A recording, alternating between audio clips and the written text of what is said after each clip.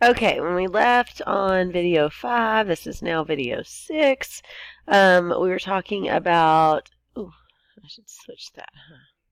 We were talking about the statins. And we were on, so this is 2. So on the simvastatin, you should not take it with grapefruit juice. Eat grapefruit juice, drink because it intervenes with the enzymes. Okay, so the major side effect, remember it's extremely rare, but myopathy.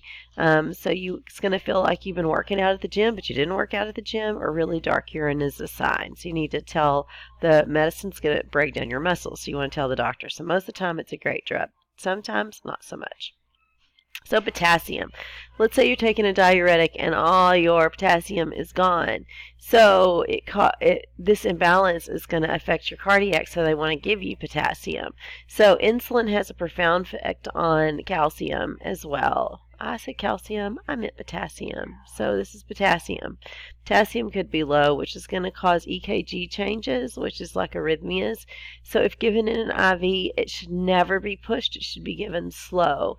And don't take if you already have high potassium levels. That would be silly, so you should probably check that. It can cause a skin rash, abdominal symptoms, monitor for high potassium, which would be, and also that would have an abnormal heartbeat, confusion, dizziness, passing out, weakness. So let's say your patient has a low potassium level. So potassium chloride is given. Insulin has a profound effect on potassium and will cause EKG changes, arrhythmias. If given in the IV, never push, go slow, and watch for in case it gets too high. Watch for skin rashes, may have GI symptoms. Monitor for high potassium, abnormal heart rates, confusion, dizziness, passing out, and weakness.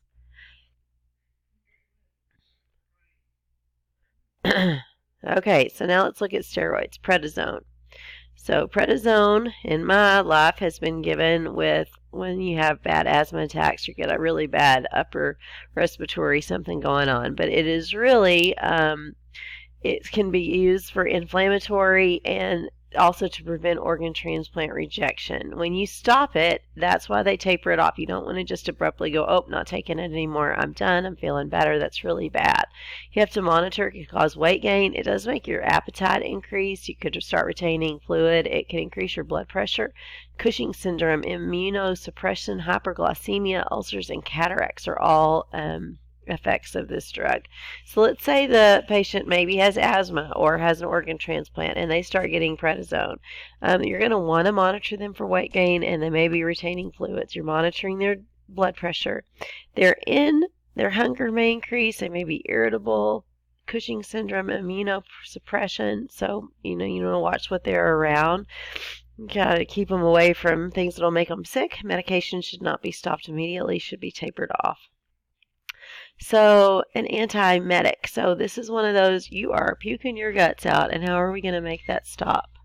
Oh, wait, sorry. Let's see if I can find it, because this one is in the wrong category. But this is also a steroid. So, it's a corticosteroid. It is used in like arthritis and lupus and ulcerative colitis. It is methylprednisolone.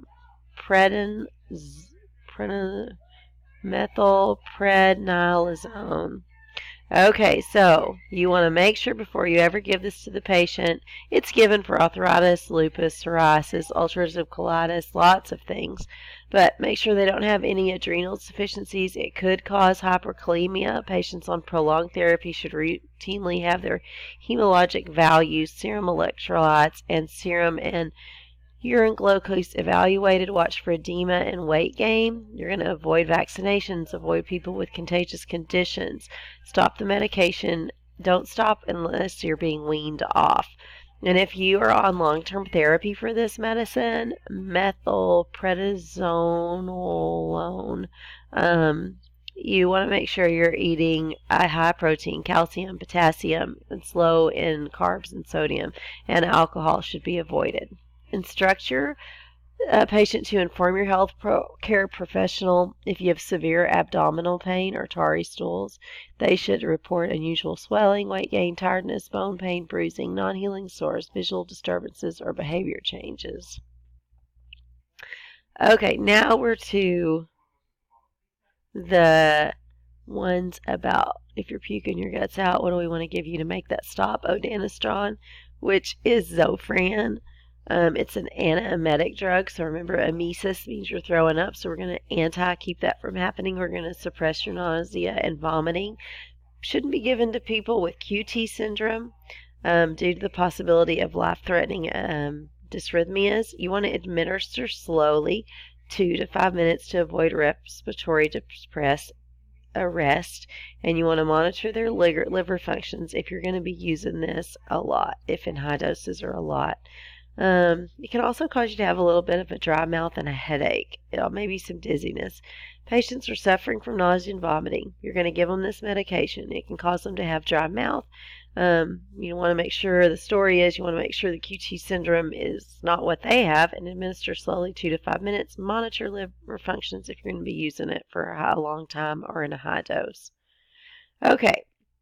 Another antiemetic is phenergan. Phenergan I've heard of for a long time, but I had no idea it caused, so you never want to use it in kids less than 2, and you want to use extreme caution because it's not for the elderly or kids under 2, and caution if they're under 6.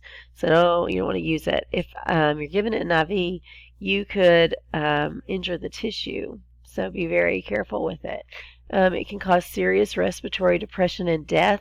Drowsiness, constipation, impotence, restlessness, agitation, bradycardia, hallucinations, hypotension, chest pain, and muscle contraction. So an antiemetic for people with nausea and vomiting. Due to the vast amount of side effects, including serious respiratory depression and death, it is not for the elderly or children under 2, and it is cautioned against in children under 6. Tissue injury can occur when you use it with an IV. Oh, and could that be the end? And that is the end of our show.